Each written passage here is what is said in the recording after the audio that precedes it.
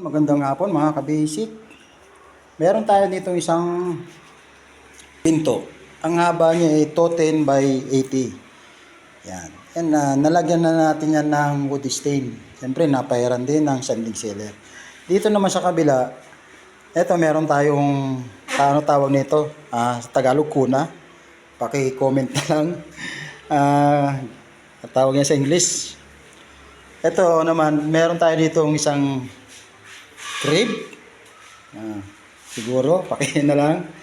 Meron tayo dito para hindi naman magaspang sa paa ng bata. Ngayon, napairan na natin yan ng wood stain. Ay wood stain tayong ginamit natin dyan. Ay buboysin na wood stain na maple. Siyempre, pinairan natin yan. Para magkaroon lang siya ng kulay.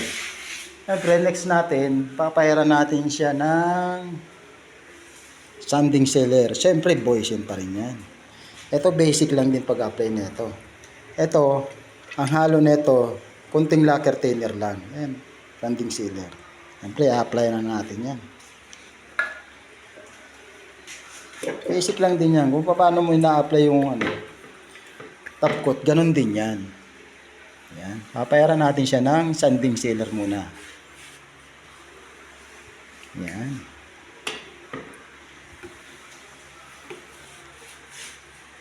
Ganun din yan. Kahit babae, kayang-kayang gawin yan. Kasi nga, basic nga lang yan. Alam mo, doon tayo sa mga basic lang. Huwag tayo sa mahirap.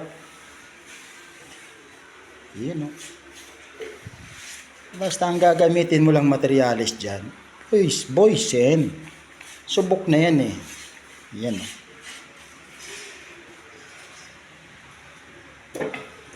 Yan. Manipis lang mga ka-basic.